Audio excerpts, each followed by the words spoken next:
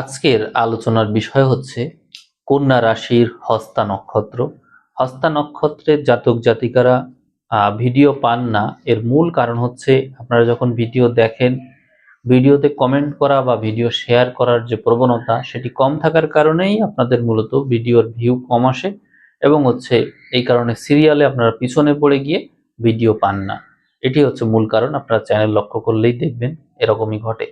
তো যাই হোক, আপনারা সিরিয়ালে এখন পৌঁছেছেন শেষ প্রান্তে এসে, তার কারণে আপনারা ভিডিও পাচ্ছেন।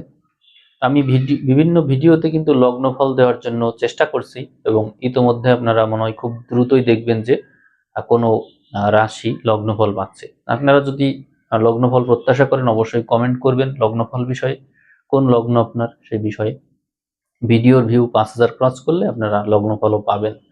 আমি আলোচনা শুরু করি, দেখি আগস্টে কি হতে পারে আপনাদের সাথে। অনেকেই বলছে শনি বক্রী হচ্ছে, তার একটা প্রভাব সম্পর্কে বলতে আসলে এত নক্ষত্র এত ভিডিও আসলে তৈরি করে পারা যায় না। এই জন্য আমি এই রাশির বক্রী শনির প্রভাব এই রাশিতেই বলার চেষ্টা করছি যতটা সম্ভব। আগস্ট মাসে আপনার রাশির অধিপতি বুধ এই মিথুন থেকে যাত্রা করে সিংহতে এসে যাত্রা শেষ করবে। এই জন্য আপনার সময় অত্যন্ত ভালো হস্তা নক্ষত্রের জন্য। তবে বুধ যেহেতু প্রভাব প্রভাব নিয়ে এগোয়, অন্যের প্রভাব নিয়ে, এবং শনি যেহেতু বুধের নক্ষত্রে আছে, এই জন্য এই বিষয়টা আবার একটু সন্দেহের মধ্যে আমাদেরকে ফেলে দেয়। দেখুন, এই সময় আপনাদের যে সমস্যাটা হবে সেটি হচ্ছে, যেহেতু কন্যার জাতক জাতিকারা আপনারা, একটা উদাহরণ আপনাকে আমি বলে মনে করিয়ে দিই। অনেক আগে আমি ভিডিওতে বলেছিলাম, এই কথাটা আমার না, এটা হচ্ছে লিন্ডা গুডম্যানের কথা, তার বইয়ে কথা ছিল যে কন্যার জাতক জাতিকারা আগে থেকেই প্রস্তুত থাকে টাকা দেওয়ার জন্য। ধরেন আপনি বাসে আছেন বা কোনো গাড়িতে আছেন, কোথাও আছেন, আপনি ভাড়ার টাকাটা আগেই বের করে রাখেন দেওয়ার জন্য। এটি কন্যার এক বিশেষ বৈশিষ্ট্য এবং আপনি এটি করেন।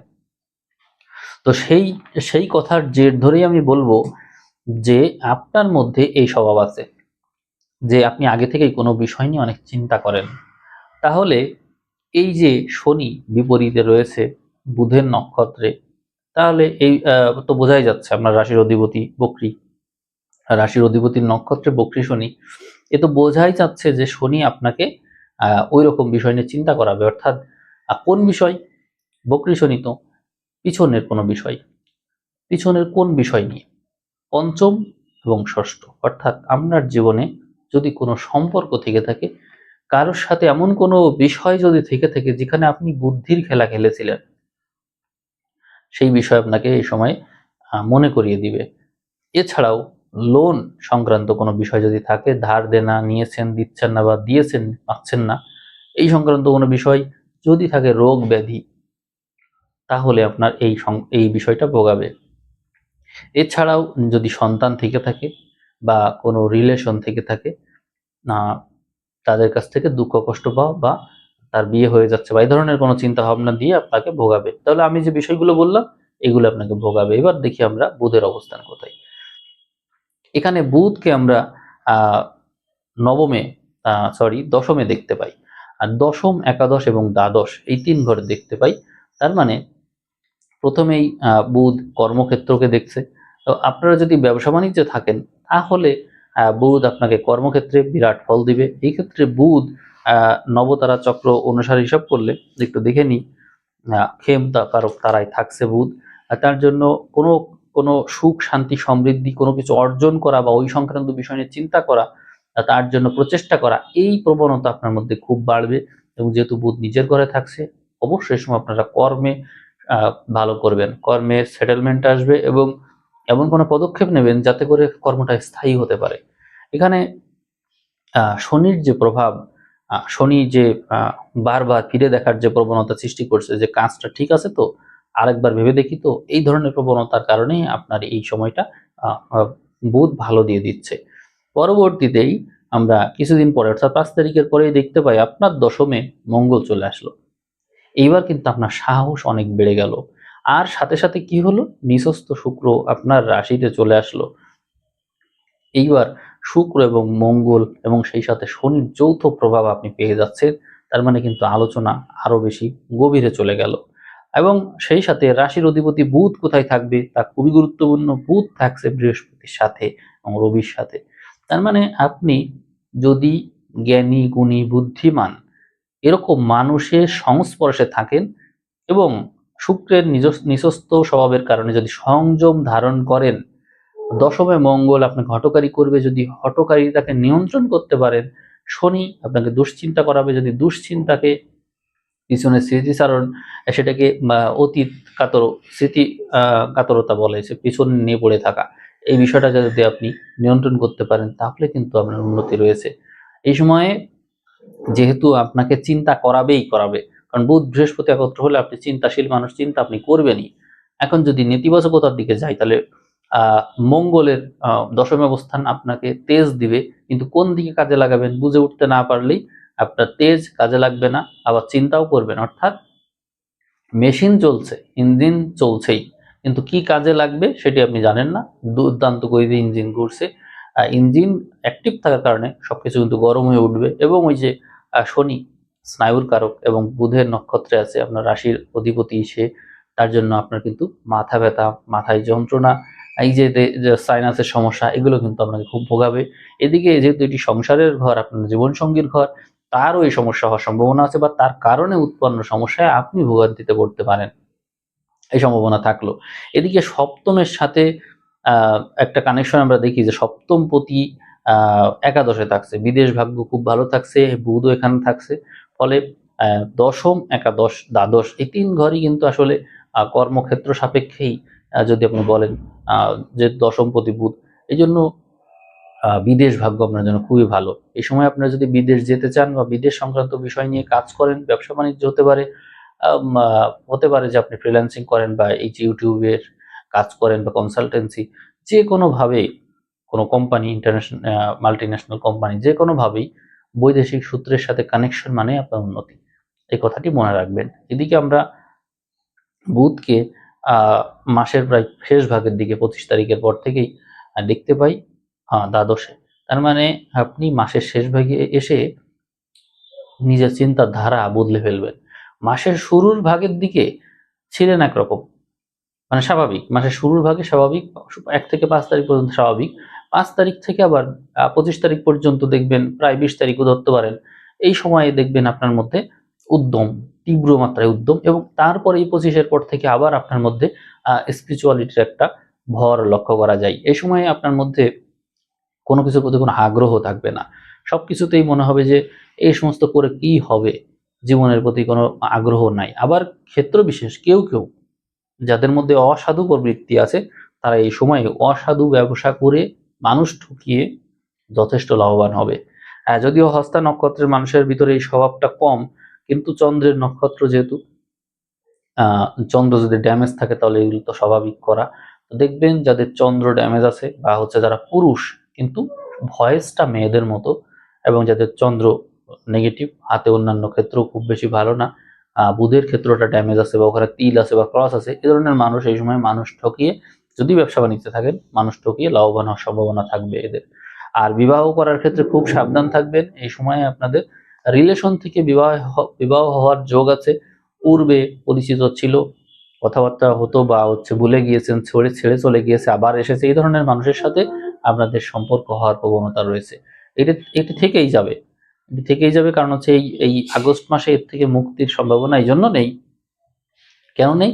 কারণ এই যে শুক্র, শুক্র নিঃস্বস্থ এখানে বসে আছে। আপনার তো ওই চিন্তা করলে চলবে না যে আমি হচ্ছে টোটালি, মানে সবাই বিবাহের ক্ষেত্রে কিভাবে চিন্তা করে, নতুন, টোটালি নতুন, আনইউজড যেরকম চিন্তা করে, কিন্তু আপনি ওরকম চিন্তা করবেন না। শুক্র শনির দেখা হয়ে যাওয়ার কারণে আপনার মধ্যে ওই চিন্তা থাকবে না, আপনার মনে হবে যে আমার অতীতকে আমি ফিরে পেলাম, আর কোনো কিছু দরকার নেই, এরকম এক উচ্চ মানসিকতা আপনার মধ্যে দেখা যাবে। এবং বুধের সংযোগ দেখুন, বুধ থাকছে কিন্তু বৃহস্পতির সাথে, রবির সাথে, একাদশ, দ্বাদশ, এই সমস্ত ক্ষেত্রে, এই জন্য আপনার মানসিকতা এই সময় অত্যন্ত উন্নত হবে।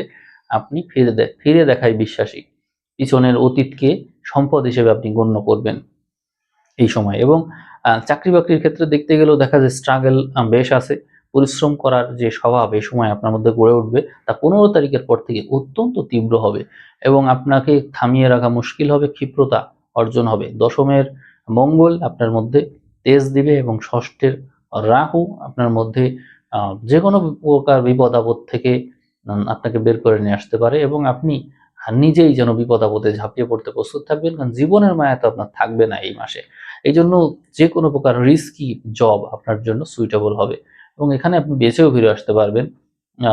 এখানে আমরা আসলে সুখ শান্তি ভোগ করার দিকে আপনাকে একদমই দেখছি না। আপনি এই সময় আসলে একজন ত্যাগী মানুষ। সবকিছুই আপনি পাচ্ছেন কিন্তু আপনি কিছু ভোগ করছেন না। এটি আপনার এক বিশেষ বৈশিষ্ট্য। আগস্ট মাসে হস্তা নক্ষত্রের জাতক জাতিকাদের সময় খুব ওঠানামা করে, কারণ হচ্ছে আপনাদের মূল নক্ষত্র তো বোঝেনি চন্দ্র।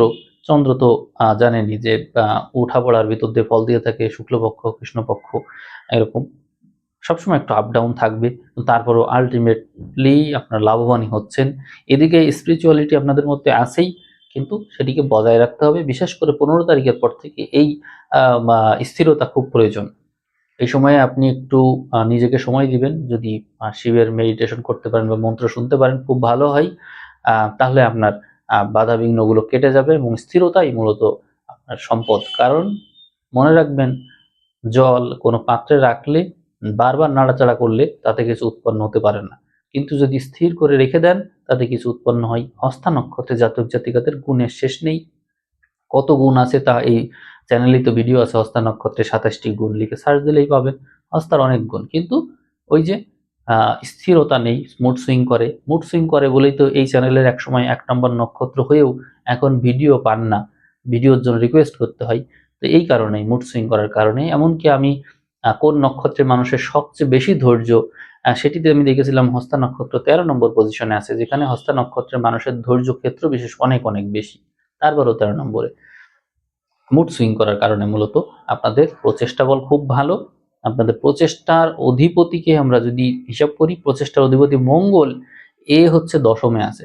এই জন্য সঠিক গ্রহকে সঠিক জায়গায় পেয়েছেন।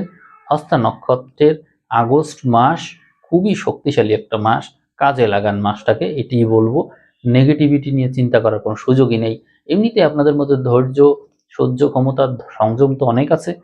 তো এই সময়ে আপনারা নিজেদেরকে সেভ করবেন। যারা যারা একটু নরম স্বভাবের, আমরা এমনিতেই নরম স্বভাবের, সবাই নরম স্বভাবের, তারপরেও সবাইকে বলবো শ্লীলতাহানির যোগ আছে। এখানে শুক্র আছে আছে তো বিপরীতে শনি আছে।